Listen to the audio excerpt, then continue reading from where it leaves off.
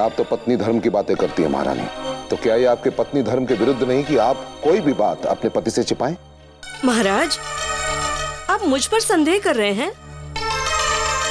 एक बात सदा याद रखिए कि मंदोदरी अपने पतिव्रत धर्म के लिए जानी जाती है और भविष्य में भी मंदोदरी की पहचान उसका पतिव्रत धर्म होगा।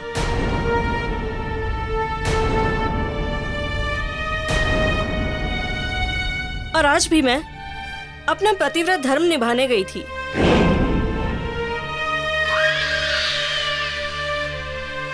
आओ मेरे बच्चों, मेरे साथ चलो।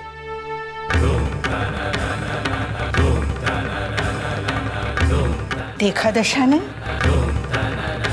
मंदोदरी कितना बढ़ चढ़ कर बोल रही थी।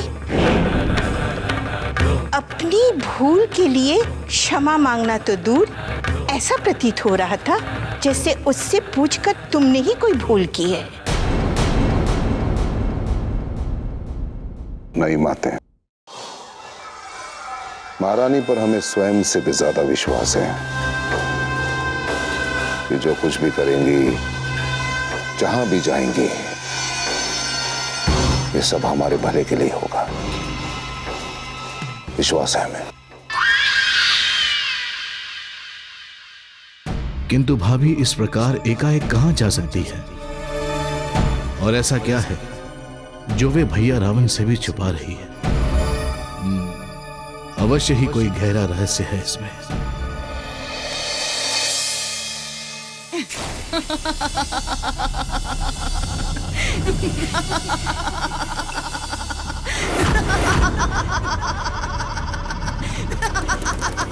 कौन है? कौन है? सामने क्यों नहीं आती? रावण के साथ प्रयास करने का दुस्साहस किसने किया? उसे क्षणतः वक्त कर देंगे हम। मैं तुम्हारी मृत्यु हूँ। मृत्यु? रावण की मृत्यु? अरे मृत्यु भी रावण से भयभीत रहती है। सामने आ।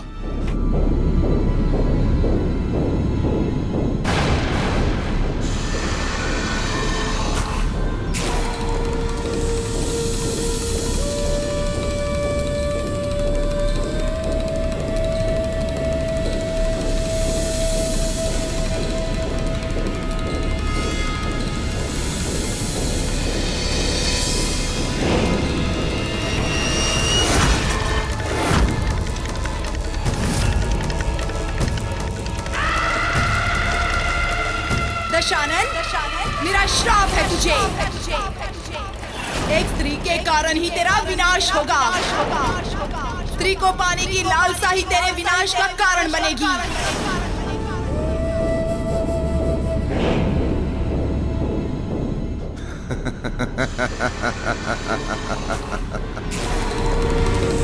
तो तुम बनोगी हमारी मृत्यु। वो एक स्त्री रावण के मृत्यु का कारण बनेगी।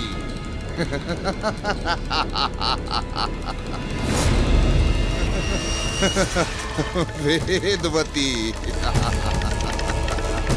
रावण के मृत्यु का कारण। रावण हम।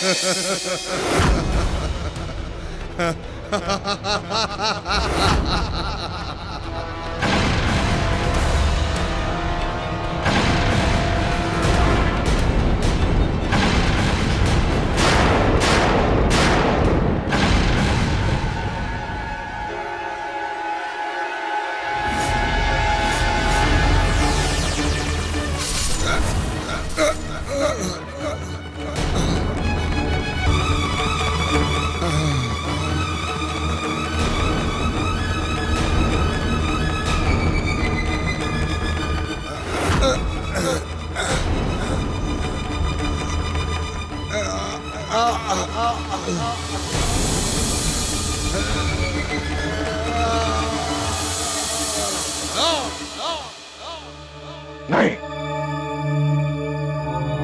नहीं, एक स्त्री हमारे मृत्यु का कारण नहीं बन सकती। इसे क्षण समाप्त कर देंगे तुझे। कहां है तू? क्या हुआ स्वामी? अरे कहां है तू? इसे क्षण तुझे समाप्त कर देंगे। क्या हुआ आपको स्वामी? होश में आइए, होश में आइए स्वामी।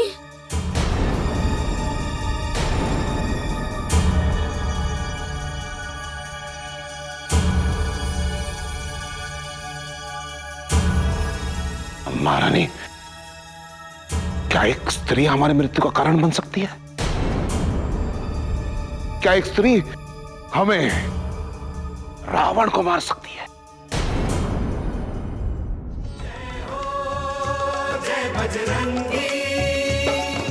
अंजनी के लाला सारे कपिकुल के उजियारे, जय हो श्री महाराज केसरी की आंखों के तारे, जय हो जय बजरंगी, जय हो जय बजरंगी। मिथिला वासियों, आप सब हमारे लिए विशेष हैं, अतिथि हैं आप सब हमारे। आप सब पेट भर के खाना और तनिक भी संकोच मत करना। इस संजन प्रदेश को अपना ही राज्य समझें। राजकुमार, हम दुख के मारों को आप भोजन और आश्रय दे रहे हैं। ईश्वर आपको सदा सुखी रखे।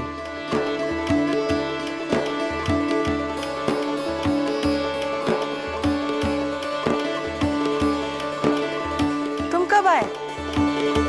और ये सब कौन है? माँ, जब तुम पूजा करने गई थी उसी बीच में मैं आ गया था। और ये सब दुख के मारे असहाय लोग हैं, भूखे प्यासे हैं।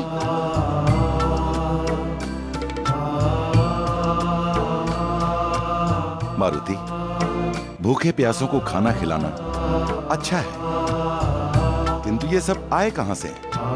पिताजी, ये मिथिला से आए हैं। वहाँ अकाल पड़ गया है, वर्षों से पानी की एक बूंद भी नहीं गिरी है वहाँ। ये लोग अपना घर बार त्याग कर असहाय भटक रहे थे, इसीलिए मैं इन्हें यहाँ ले आया।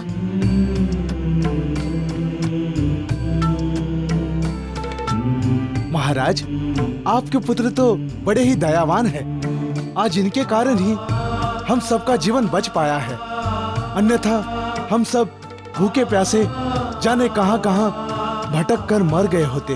अब आप यहाँ आ गए हैं, इसलिए चिंता मत कीजिए।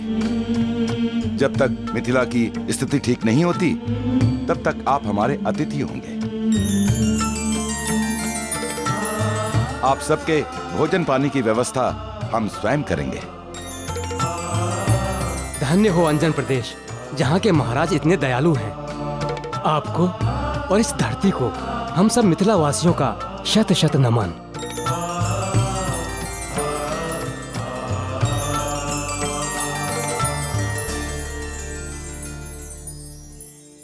मारुति, जामवन काका तो कह रहे थे कि कोई संकट में है और तुम उनकी सहायता करने गए हो।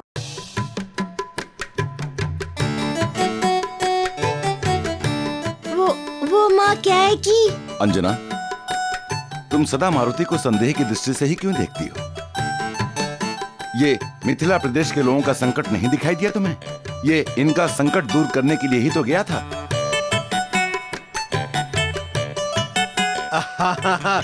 वही तो, इन्हीं की सहायता करने तो गया था हमारा मारुति।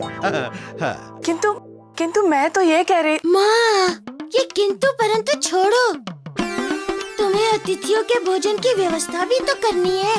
मैं चाहता हूँ कि मिथिला के लोगों के लिए तुम अपने हाथों से लड्डू बनाओ।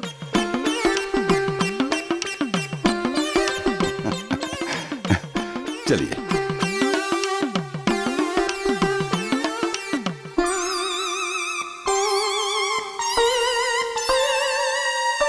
अब आपको क्या हुआ काका? आप किस सोच में डूब गए? मारुति, महाराजा जनक तो धर्म कर्म करने वाले राजा हैं और उनकी प्रजा भी। फिर उस दुष्ट रावण के कुकर्मों का फल वो क्यों भुगत रहे हैं?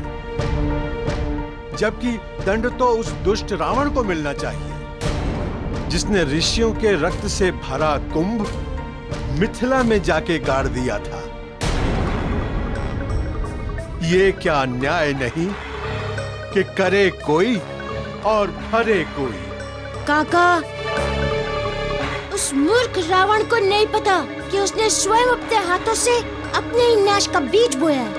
उसी रक्त कुंभ से देवी लक्ष्मी सीता माता के रूप में धरती पर रावण के अंत के लिए अवतरित होने वाली है। हाँ मारुति, देवी सीता के जन्म के साथ ही उस श्राप के फलित होने का समय भी आ गया है। वेदवती ने जो श्राप दिया था रावण को कि एक स्त्री ही तुम्हारी मृत्यु।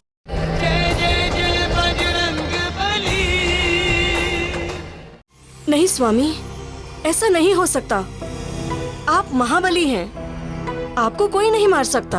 आपने अवश्य ही कोई स्वप्न देखा है स्वामी। सपना ही देखा, परंतु स्वप्न में एक स्त्री हमें कैसे मार सकती है? कैसे मार सकती है? मेरे रहते हुए आपको कभी मृत्यु नहीं आ सकती, क्योंकि मैं तो आपके लिए। दशानन, पुत्र, क्या हुआ पुत्र? मैंने तुम्हारी चीख की ध्वनि सुनी थी। माते हो,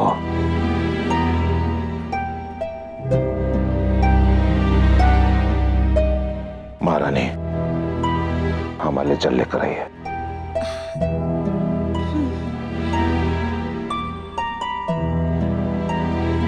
दशानन, मुझे बताओ क्या हुआ?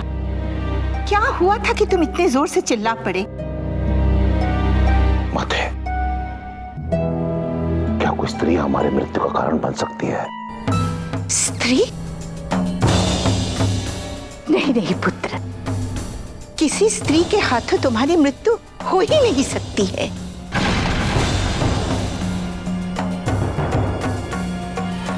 परंतु माते,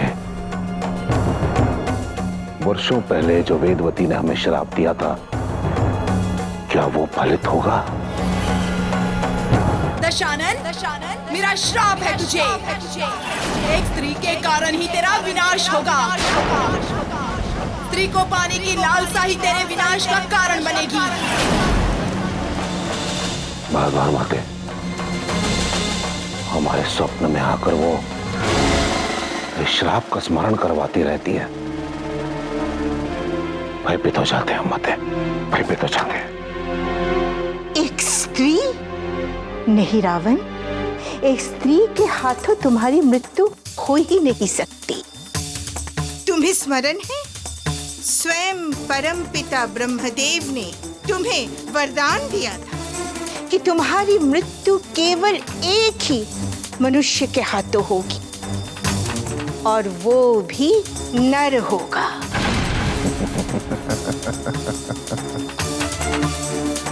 हाँ माते, आपने मेरे संतप्त मन को शांत किया है। कोई नहीं मार सकता मुझे। तो स्त्री, वो तो कदापि नहीं।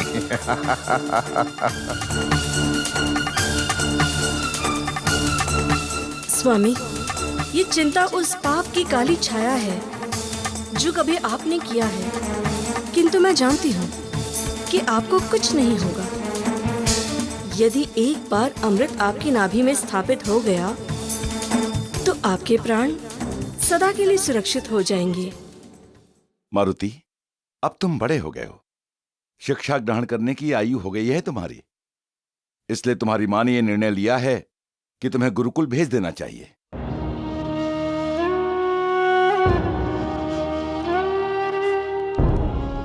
ये आप क्या कह रहे हैं पिताजी? मारुति, तुम्हारी शिक्षा ऋषि तृणबिंदु के आश्रम में होगी। हमने उन्हें सूचना भिजवा दी, शीघ्र ही उनके आश्रम से उनके शिष्य या वो स्वयं तुम्हें लेने आएंगे।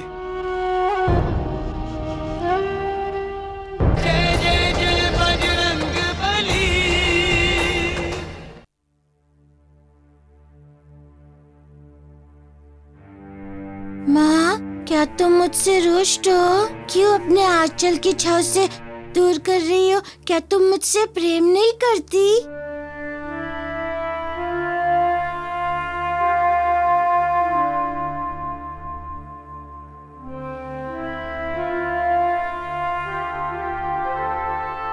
मैं तुमसे प्रेम नहीं करूंगी मारुति।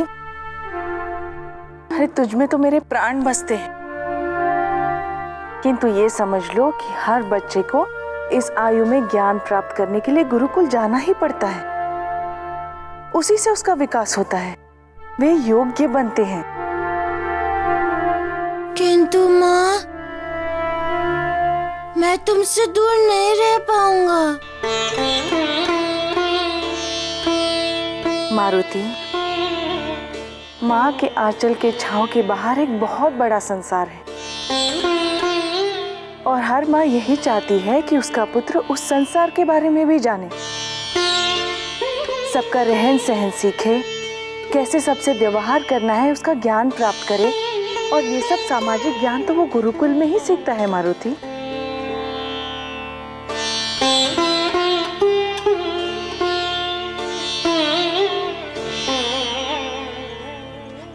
मेरे लाल, दुखी मत हो।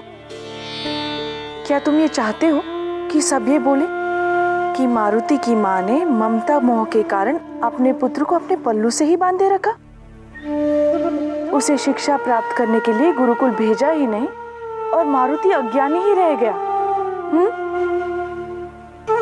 ठीक है माँ, जैसी तुम्हारी इच्छा।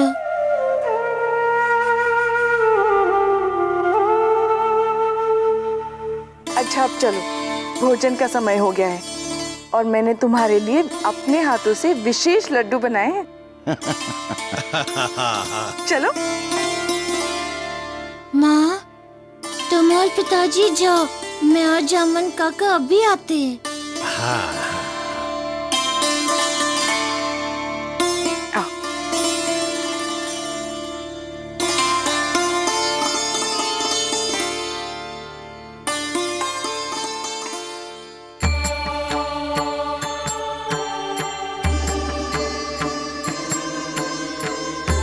काका, मुझे तो गुरुकुल जाना ही पड़ेगा।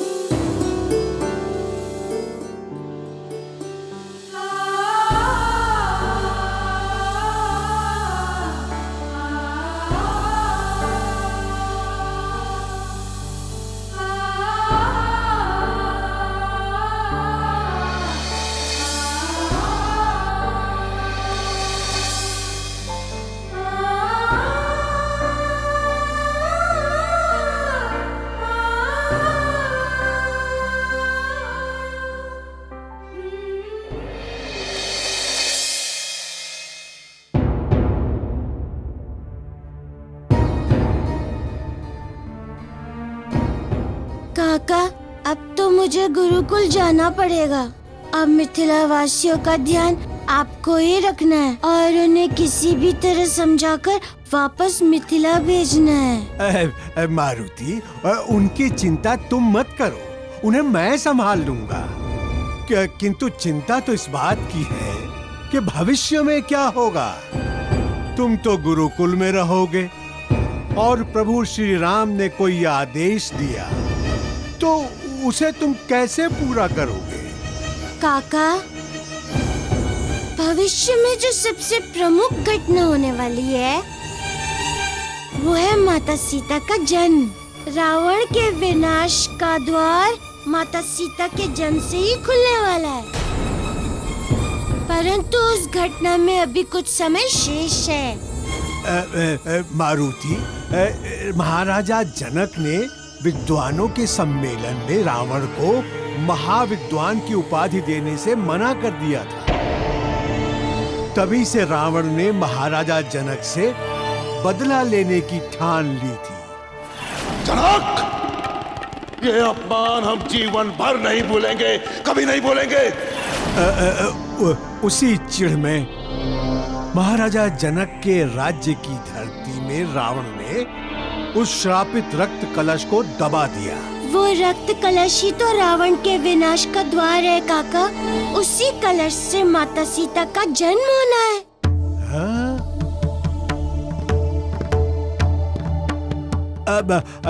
किंतु तब तक तो महाराजा जनक और उनकी प्रजा को कष्ट भोगना ही पड़ेगा। महाराजा जनक बहुत ही सहृदय और विनम्र स्वभाव के हैं।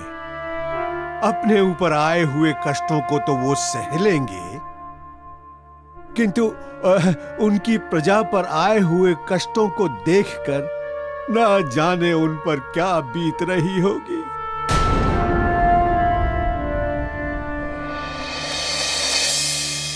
हे इंद्रदेव, क्यों मेरे राज्य को बूंद बूंद पानी के लिए तरसा रहे हैं? हे जल के अधिष्ठाता वरुण देव, कब बरसेगा जल? जल तो जीवन है। जल के बिन मेरी प्रजा भूख से मर रही है।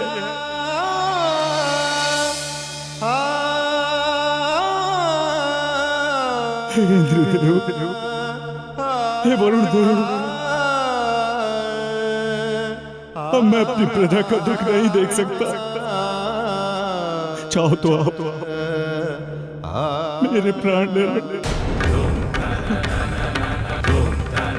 दया करो भगवान, मुझसे उनका दुख नहीं देखा जाता। शांत हो जाइए महाराज, सब ठीक हो जाएगा। धीरज धरिए।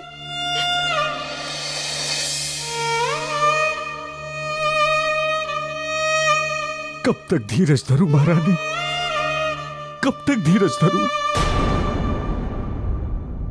बूंद बूंद के लिए मेरी मिथिला नगरी तरस रही है। भूख प्यास से लोग मर रहे हैं। इन लोगों का दुख मुझसे अब नहीं देखा जाता।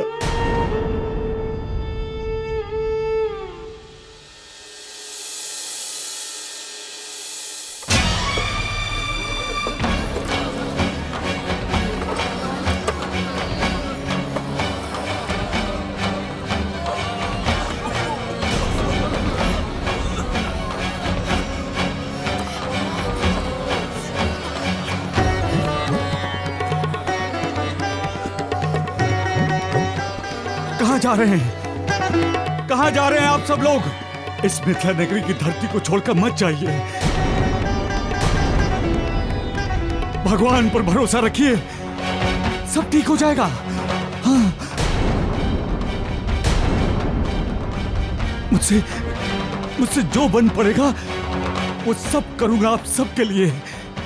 आपने तो हमारे लिए सब कुछ किया है महाराज, किंतु दुर्भाग्य हमारा पीछा ही नहीं छोड़ रहा है। हम अपने बच्चों को ऐसे भूखा मरते हुए नहीं देख सकते महाराज। देखिए महाराज, देखिए भूख से बच्चे कैसे तड़प रहे हैं। कितने दिनों से इनके पेट में अन्न का एक दाना तक नहीं गया।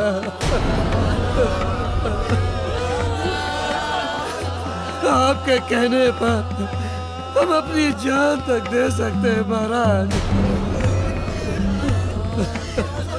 किंतु इन बच्चों की भूख कैसे सहन करें महाराज, कैसे सहन करें?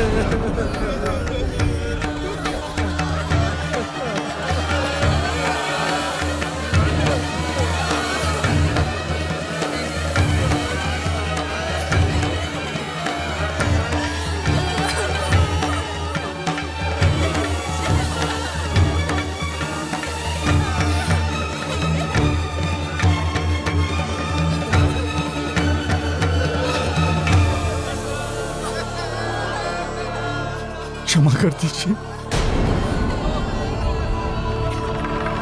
क्षमा कर दीजिए। कदाचित इन्हीं हमारे कर्मों का दंड मिल रहा है हमारी प्रजा को। हमें आप सबको रोकने का कोई अधिकार नहीं है। जाइए,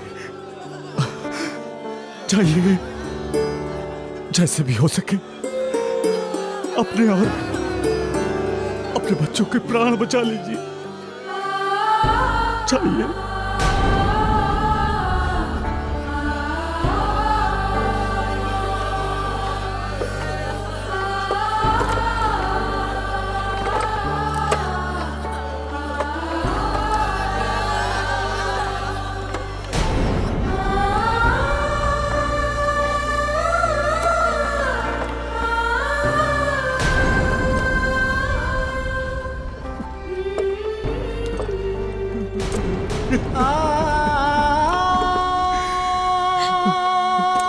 स्वामी, जब दुख का अंधकार छाता है तो अपनी परछाई भी साथ छोड़ देती है।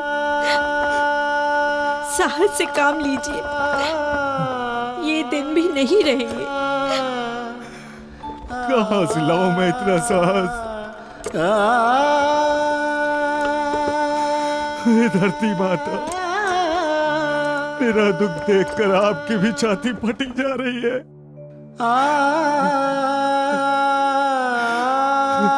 पता नहीं कब सुनेंगे मेरी पुकार इंद्रदेव, कब आपके गर्भ से फूटेगा अंकुर, कब आपकी कोख से मेरे राज की खुशियां जन्म लेगी।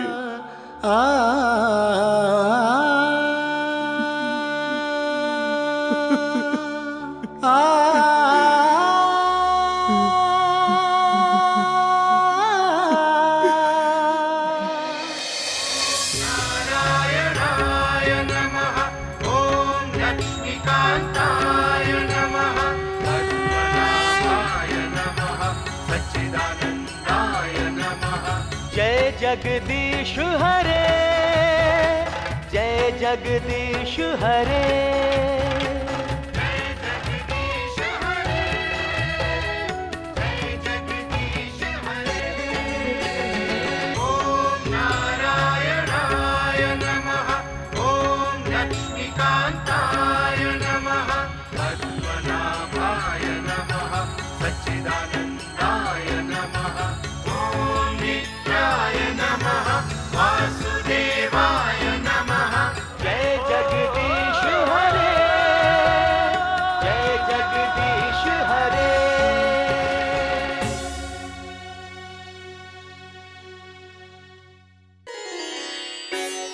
भाभी,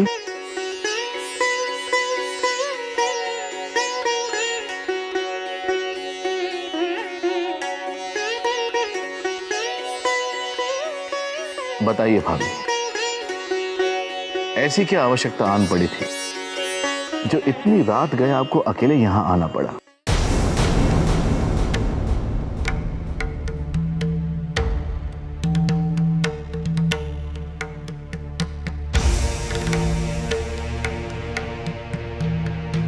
भाभी, क्या बात है? देवर जी, बहुत ही विशेष और गोपनीय कार्य था, इसलिए मुझे स्वयं यहाँ आना पड़ा।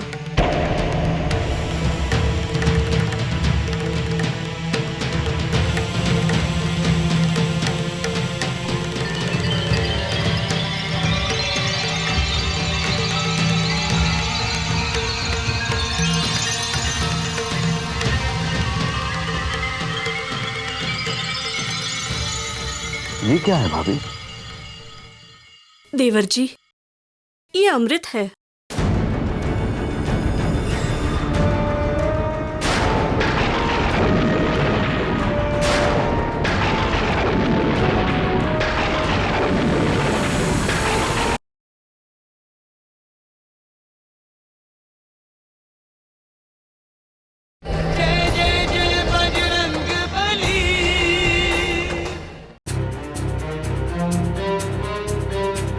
अमृत, ये क्या कह रही हैं आप? देवर जी, मैं 3 दिन से चंद्रलोक में थी। इस अमृत को मैं वहां से चुरा कर लाई हूँ। आपने ये क्या कर दिया भाभी? इस अमृत को असुरों के बीच में लाने का अर्थ समझती हैं आप? केवल इसका दुरुपयोग ही नहीं, महा अनर्थ हो सकता है इससे। देवर जी, ये अमृत मैं मात्र लंकेश के लिए लाई हूँ। ये अमृत उन्हें अमृतत्व प्रदान करेगा और उनके प्राण सदा के लिए सुरक्षित हो जाएंगे और वे अमर हो जाएंगे।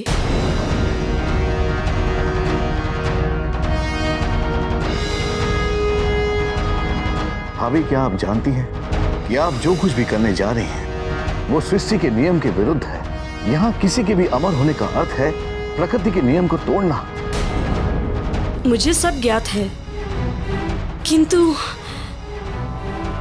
किंतु मैं एक पत्नी हूँ और पतिव्रत धर्म यही कहता है, पति चाहे जैसा भी हो, यदि एक पत्नी उसका हित कर सकती है तो उसे अवश्य करना चाहिए। नहीं भाभी, यदि भैया के मन से मृत्यु का भय निकल गया तो न जाने वो और कितने अधिक अत्याचार मचा देंगे। क्या आप ऐसा करके अपने पति को और अधिक पाप करने के लिए नहीं उकसा रही हैं? देवर जी, मैं उन्हें कदापि पता नहीं चलने दूंगी। मैं उन्हें अधर्म मार्ग से दूर करके धर्म मार्ग पर ले आऊंगी। मुझ पर भरोसा रखिए देवर जी, ये बात लंकेश को कभी पता नहीं चलेगी।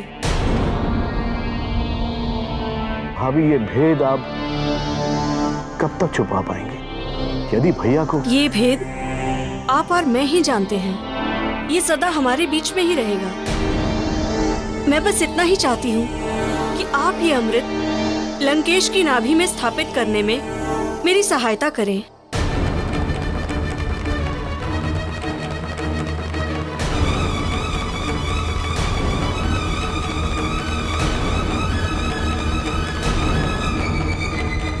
ठीक है भाभी, आपके भरोसे पर मैं ये कार्य अवश्य करूंगा। अभी कृष्ण पक्ष चल रहा है, आगे शुक्ल पक्ष आएगा, तब पूर्णिमा पर चंद्रमा अपनी चांदनी पूरी धरती पर फैलाएंगे। बस उसी दिन आप लंकेश्वर को अचेत अवस्था में अशोक वाटिका में ले आइएगा। वहीं पर हम शल्य चिकित्सा की कमललाल पद्धति द्वारा भैया की नाभि में अमृत स्थापित कर देंगे। परंतु मैं लंकेश को अचेत कैसे करूंगी? मैं उसके लिए आपको एक बूटी देता हूं।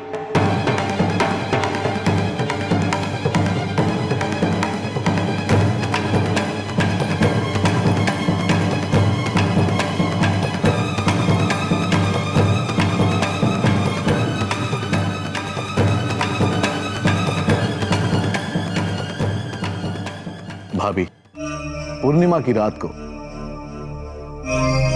इस बूटी को पीसकर सोने से पहले लंकेश को पिला दीजिएगा। ये लीजिए।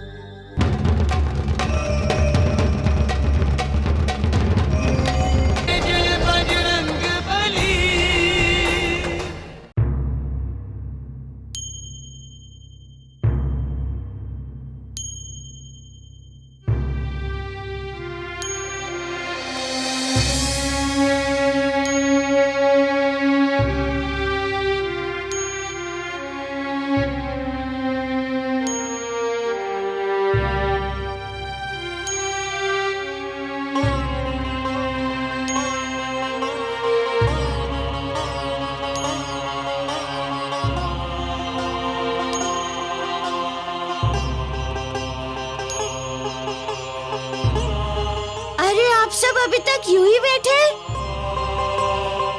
आपने भोजन ग्रहण नहीं किया?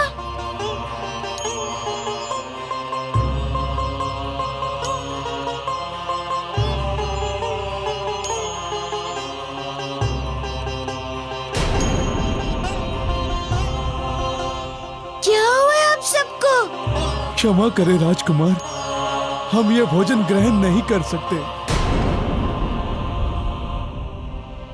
आप ऐसा क्यों कह रहे हैं? क्या हमसे कोई भूल हो गई है? आपसे कोई भूल नहीं हुई है, लेकिन हम ये भोजन कैसे ग्रहण करें? हमें तो यहाँ अच्छा भोजन मिल रहा है, किंतु वहाँ मिथिला में हमारे भाई बंधु सखा सब के सब भूखे होंगे। और ये भी निश्चित है कि प्रजा को भूखा देखकर हमारे माता पिता समान महाराज जनक और महारानी ने भी कुछ खाया पिया नहीं होगा, और हमें अपनी भूल का आभास हो रहा है कि इस घोर संकट की घड़ी में उन्हें हम अकेला छोड़कर कहां चले आए।